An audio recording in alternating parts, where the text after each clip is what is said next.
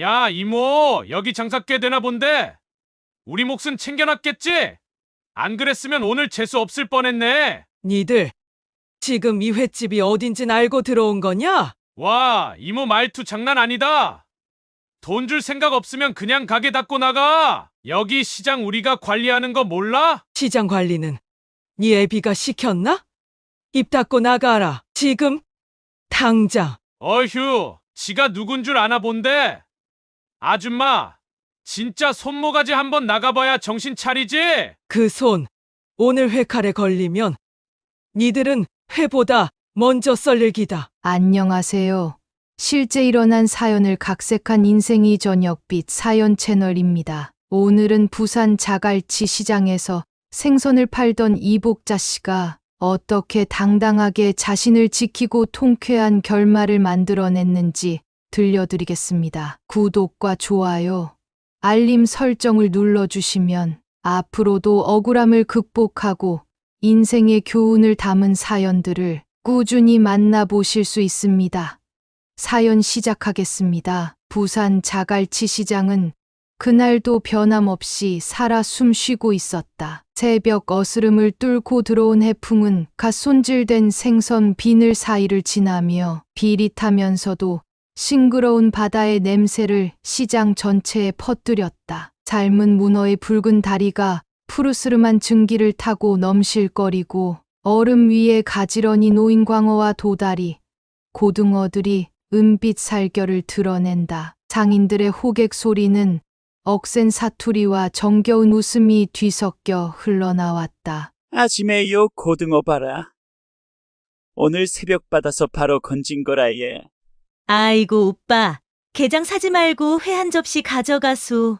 내가 오징어 서비스 팍팍 얹어줄기라. 관광객들이 셀카봉을 들고 시장 통로를 지나며 우와, 진짜 드라마에 나오는 데 같다. 하며 웃었고 가게마다 붙은 손글씨 가격표는 정겹고 꾸밈 없었다. 정말 자갈치 시장은 바다 냄새 나는 사람 사는 풍경 그 자체였다.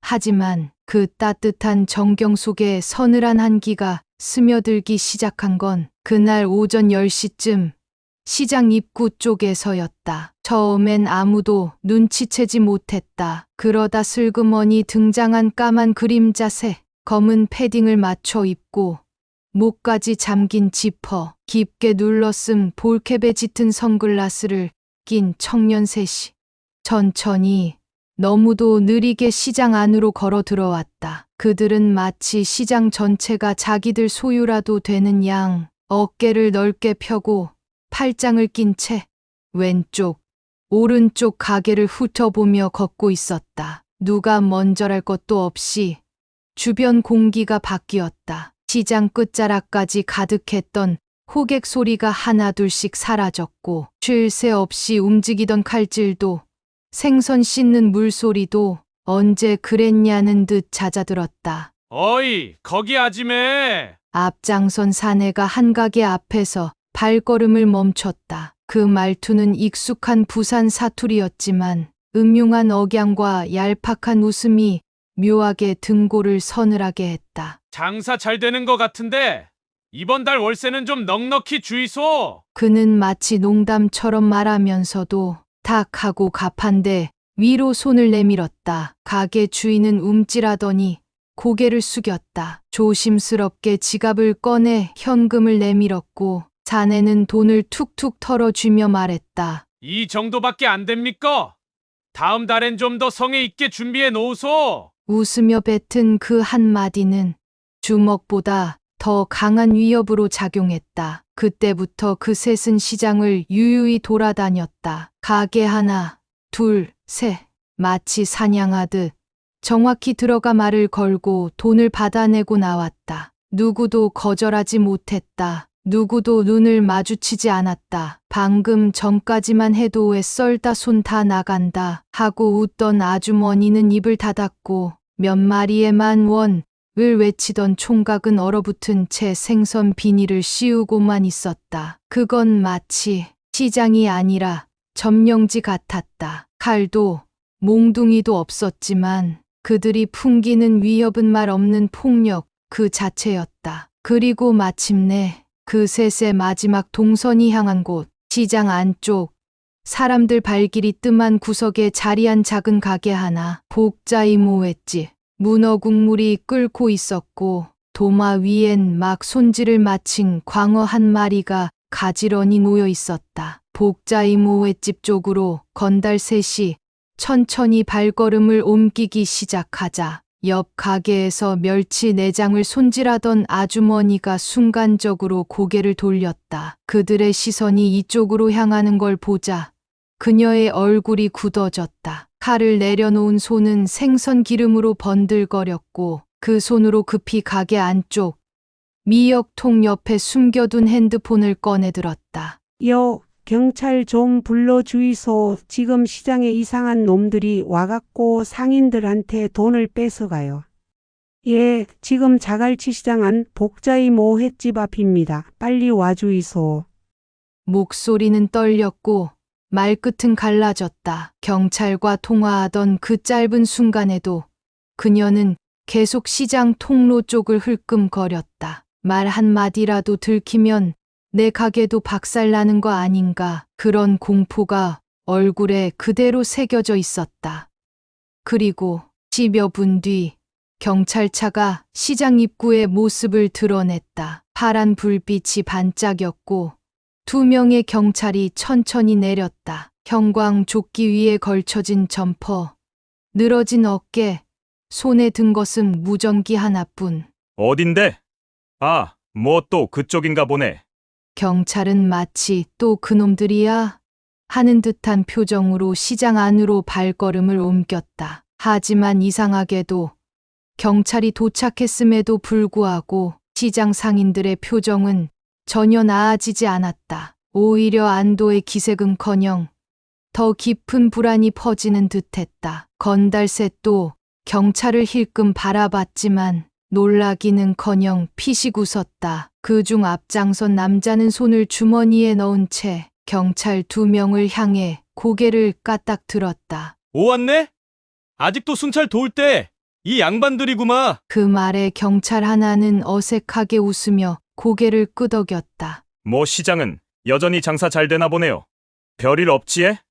그 말 한마디에 시장 공기는 싸늘하게 얼어붙었다. 경찰은 한번 쓱 둘러보고는 더는 묻지 않았다. 위협도, 질문도, 경고도 없었다. 그저 형식적인 순찰처럼 걸어 들어왔다가 아무 일 없었다는 듯 발걸음을 돌려 다시 시장 입구로 향했다. 주의하시고 장사 잘 하이소. 툭툭 옷을 털며 남긴 마지막 말은 정말로 아무것도 하지 않겠다는 선언처럼 들렸다. 순찰차가 천천히 멀어지고 파란 불빛이 골목 끝으로 사라질 무렵 시장 상인들은 다시 조용히 고개를 숙였다. 손을 놀리는 사람도 고개를 드는 사람도 없었다. 그 순간 보거를 손질하던 70대 할머니가 도마 위를 내려다보며 조용히 한숨을 내쉬었다. 신고해봐야 무슨 소용이 있노. 경찰도 못 건드리는 놈들이라 카더라. 그 말은 곧 주변 가게들 사이로 퍼져나갔고 상인들은 말없이 입을 닫았다. 누군가는 손을 씻다가 누군가는 젓갈통을 닫다가 한순간 멈춰섰고 그러고는 다시 아무 일 없었던 듯 움직였다. 마치 불문율처럼 이 시장에서 입은 닫고 눈은 피하라. 그게 유일한 생존법이었다. 그날 저녁 정육점 박씨 아재가 냉장고 고기 진열대를 정리하다 말고 담배 한 대를 물며 말했다. 괜히 건드렸다가 괘씸죄 걸리면 가게 박살 나는 거 순식간이라에. 그리고 고개를 돌리지 않은 채 한마디를 덧붙였다. 우리가 지켜야지. 누가 지켜줍니까? 웃자겠노. 참아야지. 그 말에 아무도 대꾸하지 않았다. 시장 사람들은 그저 묵묵히 하루의 마감을 준비했다. 문을 닫고 칼을 씻고 아이스박스를 정리하고 고개를 숙인 채 집으로 향했다.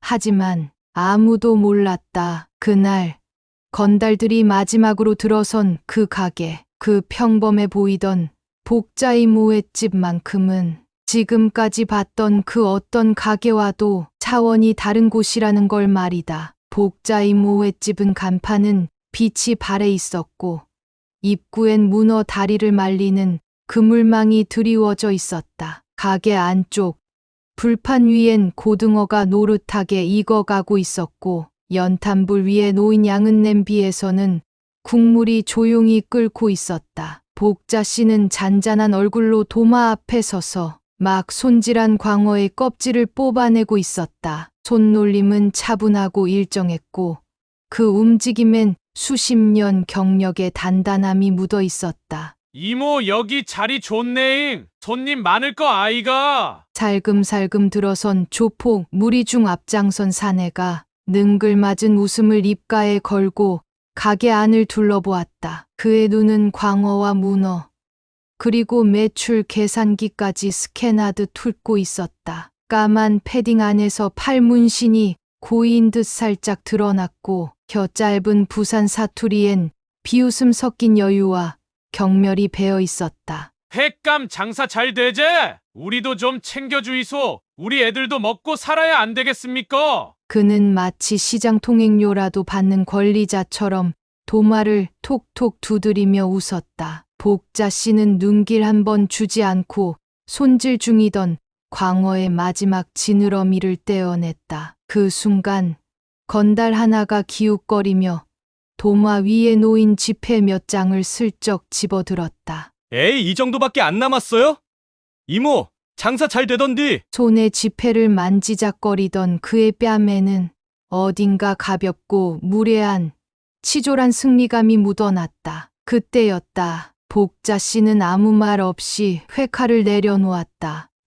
툭! 칼날이 도마를 스치며 울리는 묵직한 소리에 공기가 단숨에 바뀌었다. 불판 위 고등어가 지글지글 익는 소리조차 그 순간엔 마치 멀리서 들리는 메아리처럼 작아졌다. 복자 씨는 천천히 앞치마 끝을 잡고 손등으로 천을 한번 털며 물기와 생선 비늘을 털어냈다. 고개는 여전히 숙인 채였다. 하지만 그녀의 몸에서는 설명할 수 없는 무게감이 피어오르기 시작했다.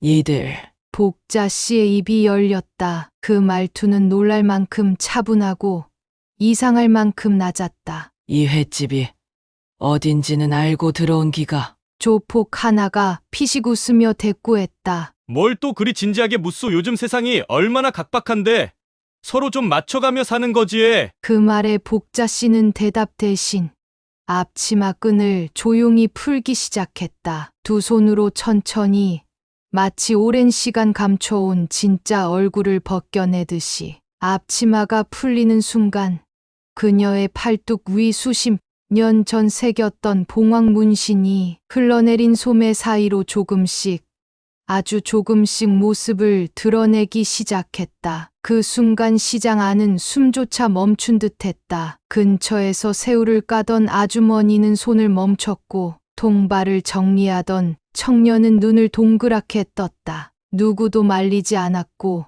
누구도 움직이지 않았다. 모두가 직감했다. 이모가 지금껏 보여준 침묵은 그저 참아왔던 것이지 무서워서가 아니었다는 것을. 그리고 그 누구도 지금 이 조용한 횟집 안에서 곧 지옥문이 열릴 거라곤 상상조차 하지 못했다. 두 손으로 감아 고요히 벗겨낸 앞치마를 가게 한쪽 벤치에 가지런히 걸치고 나서야 복자 씨는 조용히 고개를 들었다. 그 눈빛은 말 그대로 싸늘했다. 흔들림 없이 맑은 눈동자 속에는 세월에 덮인 분노, 수십 년 눌러온 살기, 그리고 인간의 탈을 쓴 맹수 같은 위압이 서려 있었다. 숨을 삼키던 상인들의 입이 일제히 닫혔다. 그 정적 속에서 복자 씨가 천천히 입을 열었다. 니들 사아파 들어봤나? 그 한마디가 시장 전체의 공기를 얼려버렸다. 사사아파. 건달 하나가 속으로 중얼거렸고 다른 하나는 눈이 동그래진 채 말문이 막혔다. 마치 금기어라도 들은 듯 그들은 그 자리에서 굳었다. 사아파 한때 부산 전역을 피로 물들였던 전설의 조직. 이름만 들어도 부산 뒷골목이 술렁이던 시절, 경찰도 손 못 대던 존재. 하지만 몇십 년 전 수많은 사건을 남기고 조용히 해체된 그림자 같은 이름.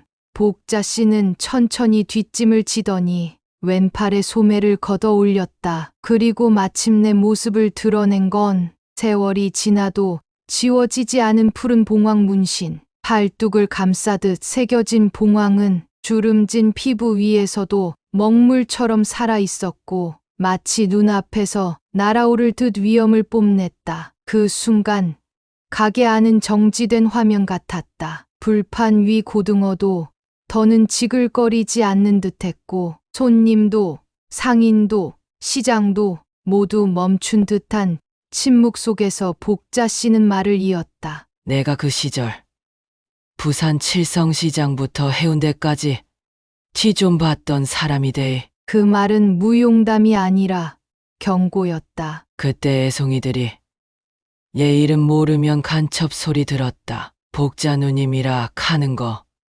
들어본 적 있을 기다. 그 말이 끝나자 조폭 셋 중 가운데 서 있던 사내가 움찔하며 뒷걸음질 쳤다. 그의 얼굴이 하얗게 질렸다. 입술이 파르르 떨렸고 시선은 복자 씨의 얼굴에 닿지 못했다. 누누님, 복자 누님 진짜 살아계셨네. 그는 그 시절 사하파의 말단 청소 담당이었다. 피로 얼룩진 칼을 숨기고 버려진 옷을 챙기고 뒤철이라는 이름 아래에 늘 복자 누님의 뒤에 붙어 다녔던 인물이었다. 조직 해체 후 다른 조직으로 기어 들어가 겨우 생존했던 그가 지금 바로 그 전설의 복자 누님 앞에 상대도 안 되는 위치로 다시 서게 된 것이다. 네 혹시 그때 싸움도 못하고 잔심부름만 하던 그 애송이 맞지?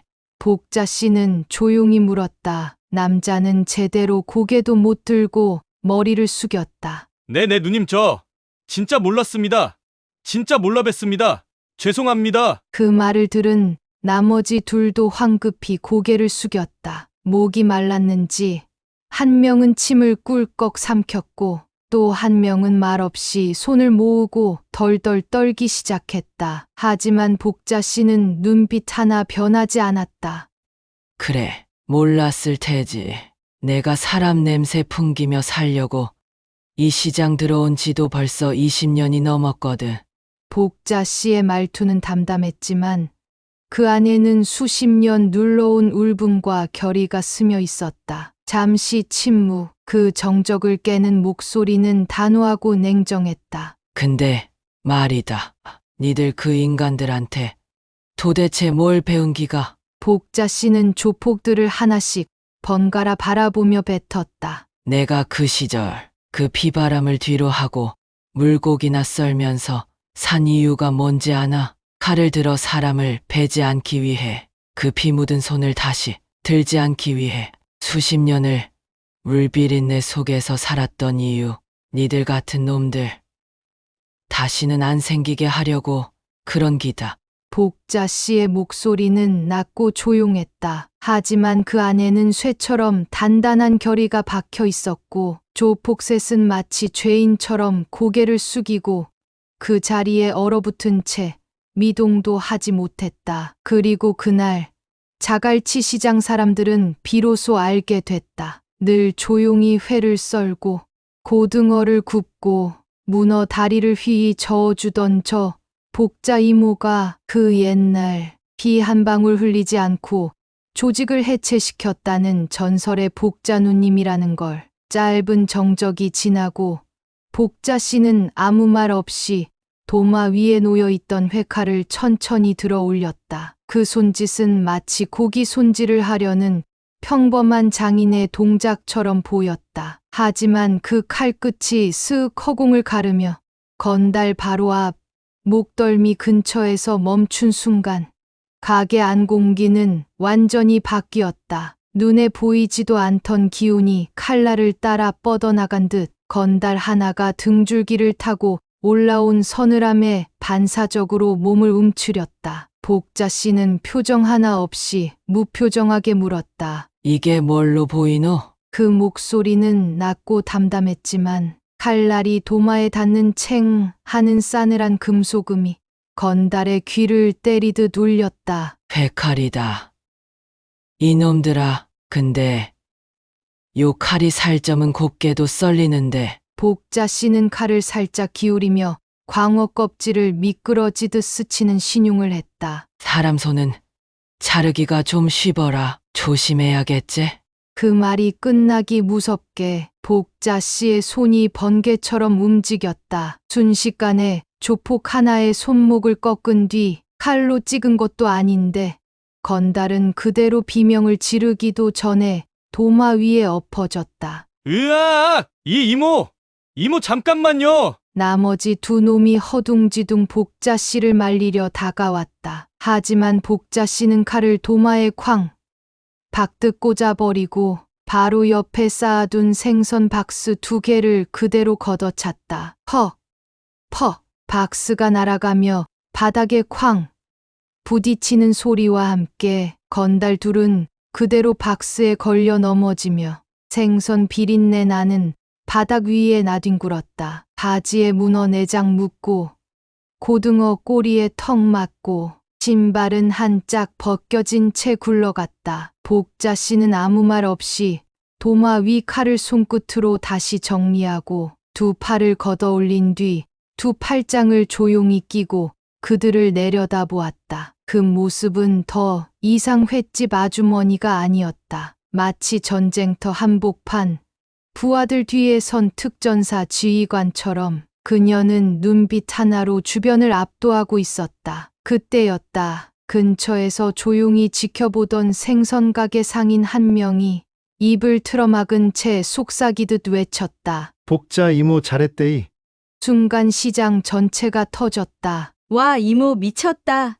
진짜 멋져 보러. 내가 평생 본 사람 중에 제일 멋있다. 박수와 함성, 탄성, 웃음까지 터져나왔다. 건달 셋은 바닥에 나뒹굴며 광어 껍질과 오징어 다리 사이에 처박혀 있었고 복자 씨는 그런 그들을 뚫어지게 바라보며 조용히 한마디를 덧붙였다. 자갈치에선 생선만 썰고 사람은 안 썬다. 근데 말이다.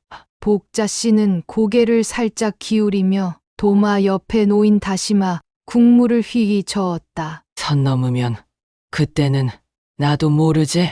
그 말에 조폭셋은 마치 심판받은 죄수처럼 고개를 바닥에 쳐박고 벌벌 떨었고 누가 먼저랄 것도 없이 이어가듯 엉덩이를 뒤로 뺀 채 가게 밖으로 도망치기 시작했다. 발에 문어가 걸리고 굴러다니던 생선 박스에 한 번 더 넘어지고 그들의 뒷모습은 마치 시장 바닥에 깔린 오징어처럼 흐물흐물했다. 그리고 그날 자갈치 시장엔 평소와는 다른 냄새가 진동했다. 비린내보다 더 짜릿한, 고등어보다 더 통쾌한 사이다 냄새였다. 조폭들이 생선 박스에 처박힌 채 비린내를 뒤집어 쓴 채로 바닥을 기며 도망친 뒤에도 복자 씨는 단 한 발자국도 움직이지 않았다. 그녀의 발밑엔 박살난 오징어 통이 나뒹굴고 신발 한 짝이 벗겨진 채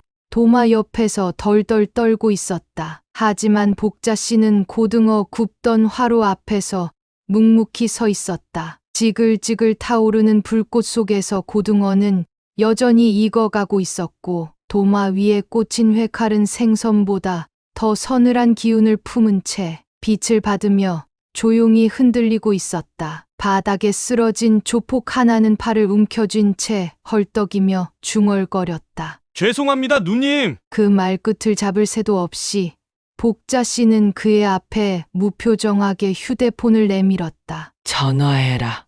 니네 대가리한테. 그 목소리는 낮고 담담했다. 하지만 그 안엔 명령, 경고, 그리고 심판이 담겨 있었다. 네, 누님. 겁에 질린 조폭은 떨리는 손으로 휴대폰을 눌렀다. 손끝이 미끄러져 번호를 2번 틀렸고 통화음이 울리는 순간 복자 씨는 그의 손에서 전화를 낚아채듯 빼앗았다.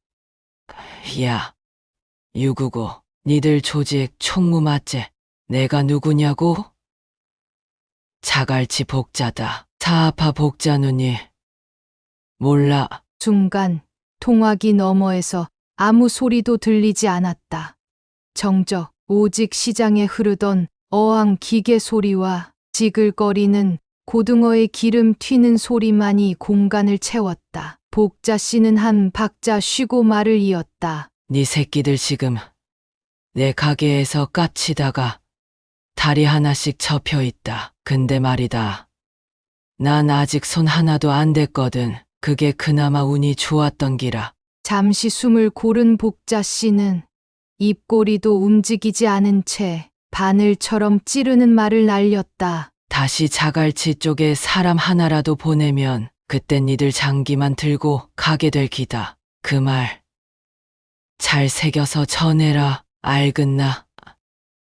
뚝 전화를 끊는 소리는 총성처럼 날카롭게 시장 안을 울렸다. 순간 숨죽이며 상황을 지켜보던 상인들 사이에서 누군가 조용히 마치 탄성을 삼키듯 중얼거렸다. 와, 진짜 전설이다. 이모, 새 썰다가 조직까지 조지는 거 실화가? 그리고 곧 조용히 터져 나오는 박수 소리. 시장 어귀에서부터 시작된 박수는 순식간에 전체로 퍼졌다. 복자 이모, 진짜 대단하십니다.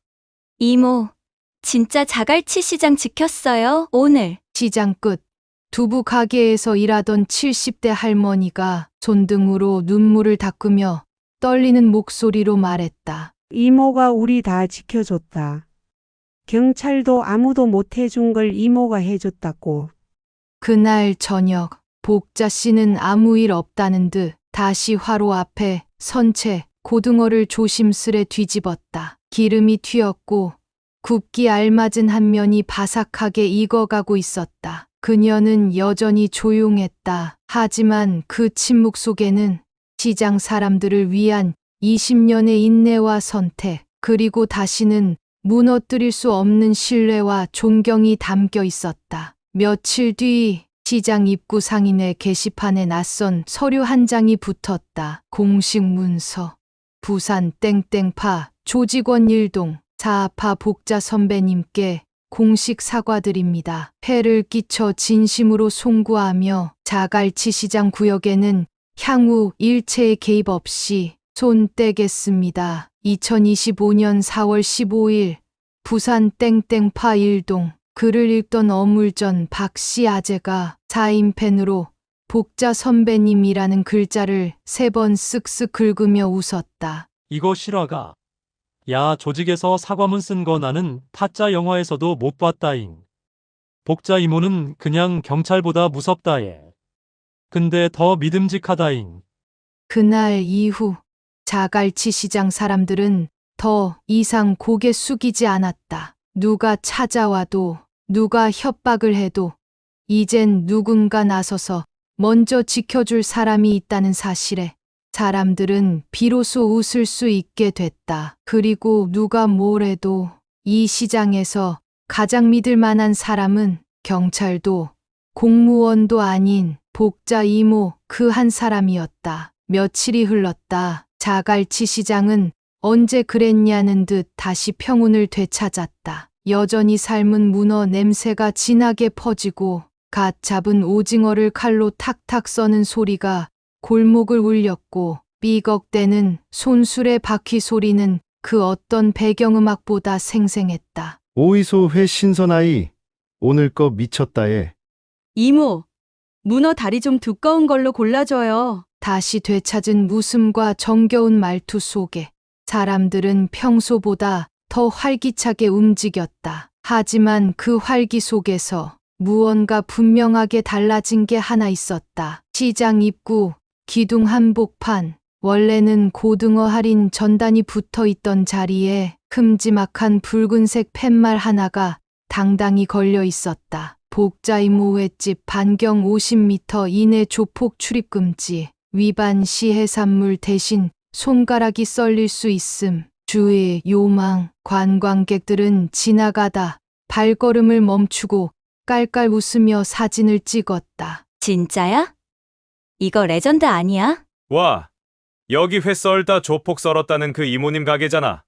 누군가는 이걸 유쾌한 농담이라 생각했겠지만 시장 사람들에겐 그 문구 하나하나가 진심이었다. 조폭들이 다시는 발 못 붙이게 된 이유, 지켜줄 사람 없는 서민들의 일터에 다시 빛을 가져다 준 단 한 사람, 그 이름 복자 이모. 복자 씨는 여전히 매일같이 생선을 손질하고 고등어를 굽고 젓가락을 챙기며 하루를 보낸다. 입가엔 미소 하나 없지만 손놀림은 늘 정확하고 조용하다. 하지만 사람들 눈에 보이는 그녀는 이젠 단순한 횟집 아주머니가 아니었다. 그녀는 자갈치 시장의 상징, 정의의 화신, 그리고 조폭들도 피해가는 칼잡이 전설이었다. 누가 지나가다 복자 이모 하고 외치면 복자 씨는 눈빛만 한번 들어주고 그게 사람들에겐 박수보다 더 뭉클한 인사였다. 시장 어린아이들은 지나가며 수군거린다. 엄마!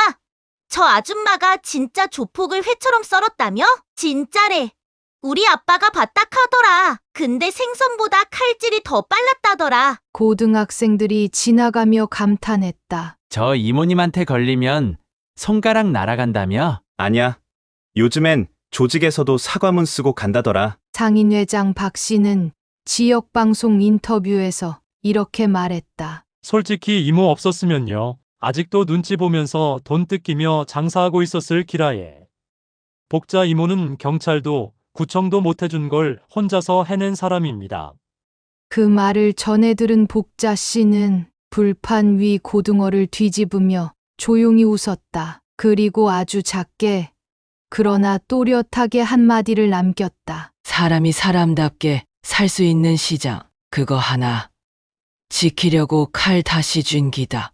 내는 그냥 생선 써는 이모고 싶었는데 말이다. 그 말에 시장 사람들은 가만히 웃었다. 복자 이모는 말보다 행동으로 증명한 사람이었다. 그날 저녁 해가 지고 자갈치 시장 불빛이 하나둘씩 켜졌을 때 횟집 안쪽에서 지글지글 고등어 굽는 소리 사이로 이모의 칼이 또 한 마리의 광어를 부드럽게 갈라냈다. 누군가 속삭이듯 말했다. 이모 없었으면 우리 시장 벌써 무너졌을 거라예.